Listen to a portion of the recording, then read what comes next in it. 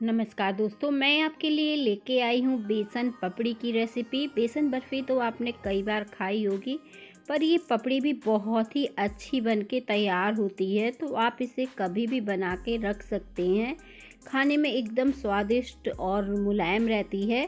तो चलिए जल्दी से बनाना शुरू करते हैं। आज की रेसिपी आपको अच्छी लगे तो लाइक ज़रूर करिएगा। तो शुरू करते हैं इस मिठाई को हम बनाना। इसे बनाने के लिए सबसे पहले हमने यहाँ पे एक कढ़ाई ले ली है। कढ़ाई या पैन कुछ भी ले सकते हैं और इसमें हम बेसन डाल देंगे। तो यहाँ पे मैंने 1 कप बेसन का इस्तेमाल किया है इस मिठाई को बनाने के लिए। वैसे बेसन के लड्डू, बेसन की बर्फ़ी, बेसन से बनी सारी चीज़ें बहुत ही अच्छी लगती हैं खाने में। और बेसन की बर्फ़ी को क्या करते हैं कि स्टोर भी कर सकते हैं, क्योंकि वो जल्दी ख़राब नहीं होती है। और सर्दियों में खाना खाने के बाद अगर हमारा मीठा खाने का मन करता है तो इसका 1 पीस हम खा सकते हैं। और ये घर के कुछ ही कम सामान से बनके तैयार हो जाती है। तो यहाँ पे जब मैंने बेसन डाल लिया है ना पैन में, तो उसे धीमी आंच में मैं इस तरह से चला रही हूँ।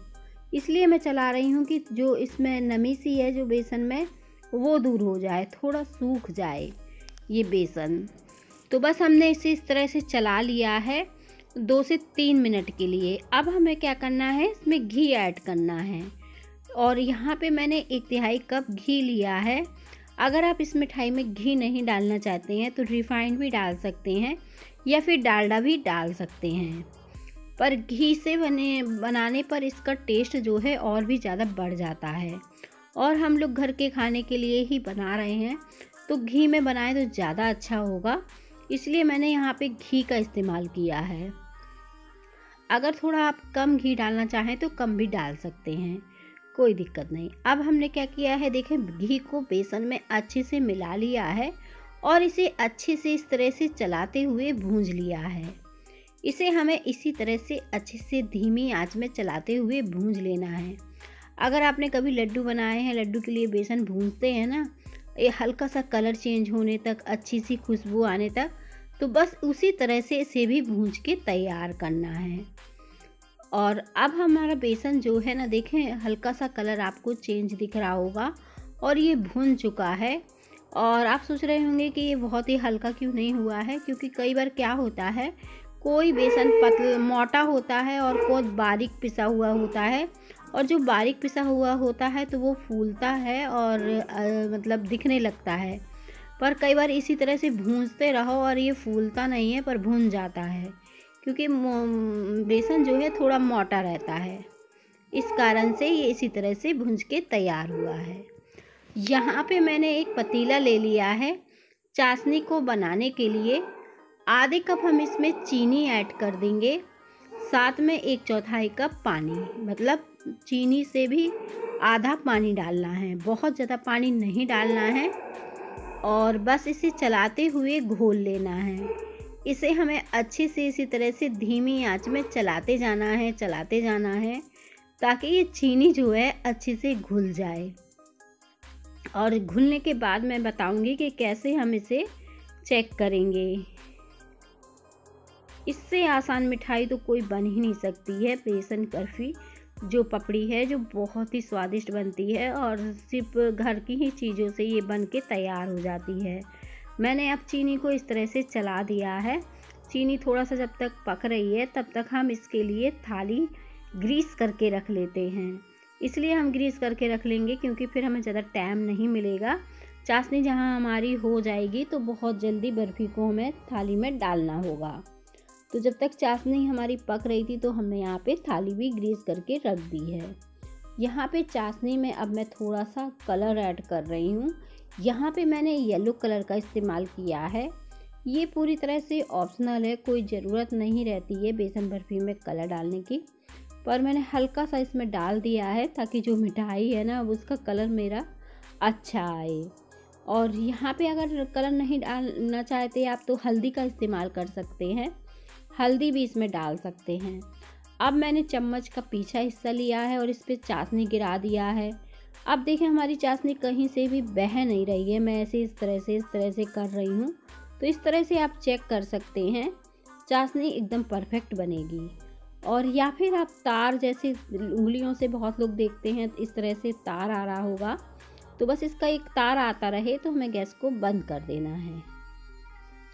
बंद करने के बाद अब हमें चाशनी को निकाल लेना है।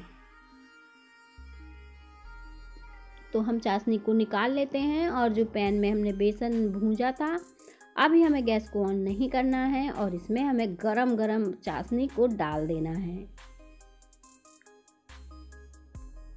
और इस तरह से मैंने सारी चाशनी एक ही बार में डाल दी और बस अब क्या करना है, इसे हमें अच्छे से मिक्स कर लेना है इस तरह से चलाते हुए। अब हमें क्या 2 से 3 मिनट इस तरह से जब हम फेंटेंगे ना, तो ये जो बर्फ़ी बनेगी ना हल्की सी दानेदार सी बनेगी और अच्छे से सेट भी होगी और एकदम सॉफ्ट बनेगी। वो इसलिए क्योंकि हमें बस इस तरह से इसे चलाते रहना है, तो ये बहुत ही अच्छी सेट होगी। 3 से 4 मिनट तक तो आपको इस तरह से फेंटना ही पड़ेगा और गैस भी ऑन करने की ज़रूरत नहीं है, बिगड़ने का भी कोई चांस नहीं है। बस इस तरह से अच्छे से आप इसे मिक्स कर लीजिए। तो जैसे जैसे ये चाशनी और बेसन अच्छे से मिक्स होगा तो सेट होने के लिए तैयार हो जाएगा। क्योंकि हमने इसमें गरम गरम चाशनी मतलब डाल दी है, तो इसलिए वजह से हमने गैस ऑन नहीं किया है और इसे ऐसे ही अच्छे से मिक्स कर लिया है। तो मैं इसे इस तरह से चला रही हूँ जब तक कि ये जमने के लिए तैयार ना हो जाए। अभी ये देखें इस तरह से है, तो इसमें अभी जमने में बहुत टाइम लगेगा। तो 2 मिनट के लिए और हम इसी पैन में चला लेंगे, उससे हमारी बर्फ़ी जल्दी सेट होगी। अगर हमने इस तरह से अभी डाल दिया ना, तो ये टाइम लेगी सेट होने में। तो बस हम इसे और थोड़ा सा थिक कर रहे हैं इस तरह से चलाते हुए। जैसे जैसे चलाते जाएंगे वैसे वैसे ये थिक होती जाएगी और इकट्ठा होना शुरू हो जाएगी। तो देखें अब काफ़ी थिक हो गई है, ये खट्टी सी हो रही है। मैं इसे इकट्ठा कर रही हूँ, तो इसे निकाल लेती हूँ। अब जो थाली हमने ग्रीस करके रखी है, इसी में हम अपनी बर्फ़ी को सेट कर देते हैं। एक बार फिर हम इसे इस तरह से चलाएंगे और फिर डाल देंगे। अब मैंने इसे इस तरह से डाल दिया है। अब क्या करना है कि इसे अच्छे से हमें फैला देना है। तो चाहे तो चाशनी से इस तरह मतलब थाली को इस तरह से हिलाएं तो ये फैल जाएगी, या फिर कोई छोटी चम्मच ले लें, उससे भी आप इसे फैला सकते हैं, कोई दिक्कत नहीं है। तो मैं इस तरह से हिलाते हुए ऐसे फैला रही हूँ इस तरीके से, और बाद में मैं चम्मच से थोड़ा सा सही कर दूँगी ताकि ये अच्छे से फैल जाए। अब ये अच्छे से फैल गई है और हमने इसके ऊपर थोड़ी सी चिरौंजी इस तरह से डाल दी है। कोई भी ड्राई फ्रूट आप इसी गरम में ही डाल दीजिए ताकि ये अंदर तक अच्छे से सेट हो जाए। तो इस तरह से हाथों से ज़रूर दबा दीजिएगा जो भी ड्राई फ्रूट आप डालें, और इसके बाद ये सेट हो जाएगी। सेट होने के बाद आप देखें ये आराम से ये कटेगी, एकदम सॉफ्ट मुलायम है। अभी हमने इसे ऐसी तरह से सेट कर लिया है। अभी ये पूरी तरह से अच्छे से सेट नहीं हुई है, लेकिन काफ़ी हद तक ये सेट हो चुकी है।